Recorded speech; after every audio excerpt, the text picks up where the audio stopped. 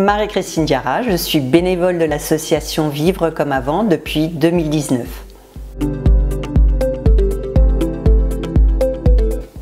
Alors, lors de mon parcours de soins en 2013, j'ai eu une intervention chirurgicale et à ce moment-là, j'ai ressenti le besoin de parler à quelqu'un de ce que je vivais émotionnellement et de tout ce qui me passait par la tête.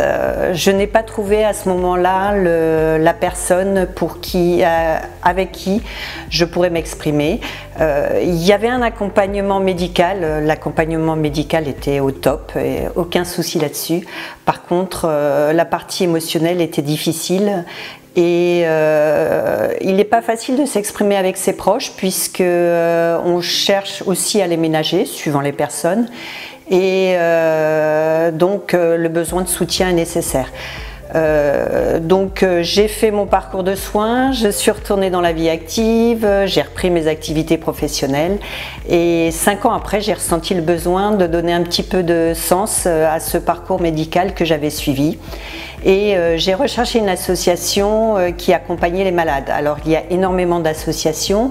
La spécificité de Vivre comme avant était que l'accompagnement se faisait directement à l'hôpital auprès des malades, quel que soit le moment où elles étaient soignées. Donc j'ai rejoint du coup l'association et me suis investie en tant que bénévole pour aller rendre visite aux malades aussi bien à l'hôpital Saint-Louis que maintenant aussi à l'hôpital du Blanc-Ménil. Alors nous intervenons dans les hôpitaux avec des modes opératoires qui peuvent différer d'un hôpital à l'autre. Le jour fixé, je vais donc au devant des patientes. J'ai jamais eu de refus d'une patiente d'échanger avec nous. Donc on présente l'association et après on échange avec la patiente sur ce qu'elle ressent à ce moment-là, sur les choses qui peuvent passer dans sa tête, les questions qui restent en suspens. L'entretien dure entre une demi-heure à 3/4 d'heure, à un moment d'échange particulier. À l'issue des visites, puisqu'il y a plusieurs patientes, nous faisons un débrief avec l'infirmière ou avec la psychologue si nous avons ressenti que la patiente avait un besoin plus particulier d'accompagnement.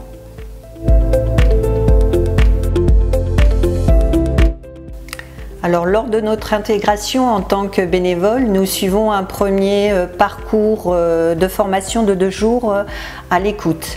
Alors, cette formation est très utile puisqu'elle permet d'écouter les patientes de manière active, c'est-à-dire ne pas être dans le conseil, ne pas être directif, ne pas non plus être dans la compassion. Alors l'écoute active, c'est vraiment simplement entendre ce que dit la patiente, l'émotion qu'elle formule et la reformuler dans ses propres mots et avec ses propres expressions. Cette formation est suivie après une mise en pratique, donc plusieurs entretiens avec des patientes, d'une nouvelle journée de formation où il est possible de peaufiner avec des exemples pratiques ou avec des choses, des situations que l'on a rencontrées, de peaufiner donc la théorie qui a été donc dispensée lors des 2 premiers jours. Également, cette formation est complétée une fois par an de séances de supervision où on se retrouve à plusieurs bénévoles et pendant lesquelles on peut échanger sur les cas qu'on a rencontrés et qui peuvent aussi nous avoir nous-mêmes interpellés. Donc la bénévole est vraiment encadrée, la formation est un outil intéressant pour nous aider dans notre pratique et dans notre écoute utile et émotionnelle de la patiente. Les questions diffèrent en fonction du moment du parcours de soins. Lorsque c'est lors de l'intervention chirurgicale, les questions peuvent tourner autour encore de l'annonce de la maladie, puisque ça peut être un moment où émotionnellement la charge est encore forte par rapport à l'arrivée du cancer. Il y a également beaucoup de questions par rapport à est-ce que je dois en parler à mes amis, comment en parler à ma famille, quelles sont les conséquences physiques de l'intervention. Par contre, lorsque l'on est au moment du parcours de soins, la maladie, enfin le traitement a évolué et la fatigue a pu s'installer. Donc les questions tournent plus autour de comment prendre soin de moi, comment récupérer, également comment déléguer auprès de mes proches, comment accepter de lâcher prise. Également, plusieurs questions peuvent remonter à la surface sur l'après. Au niveau, est-ce que je vais être en capacité de reprendre mon travail? Est-ce que je vais être en capacité de reprendre ma vie? Et puis des questions plus simples comme est-ce que mes cheveux vont repousser? Est-ce que je vais pouvoir retrouver ma féminité? Des questions aussi autour de la sexualité.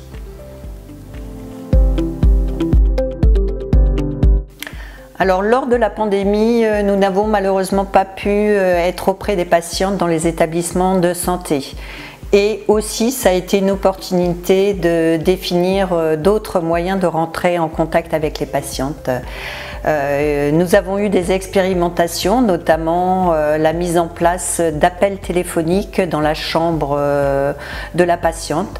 Donc en accord avec les infirmières et avec les patientes, elles nous ont communiqué le numéro de téléphone et à un moment donné, nous avons pris rendez-vous et échangé par téléphone avec les personnes qui étaient là dans leur chambre et qui avaient le besoin d'échanger.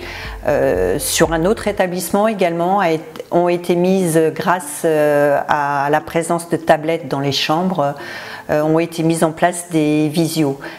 Ça a été des expériences très enrichissantes par rapport à notre pratique habituelle de visite en proximité des patientes, puisqu'on s'est aperçu que ce contact avait apporté du bien à la patiente, qu'elles avaient apprécié de pouvoir s'exprimer même pendant la période du Covid.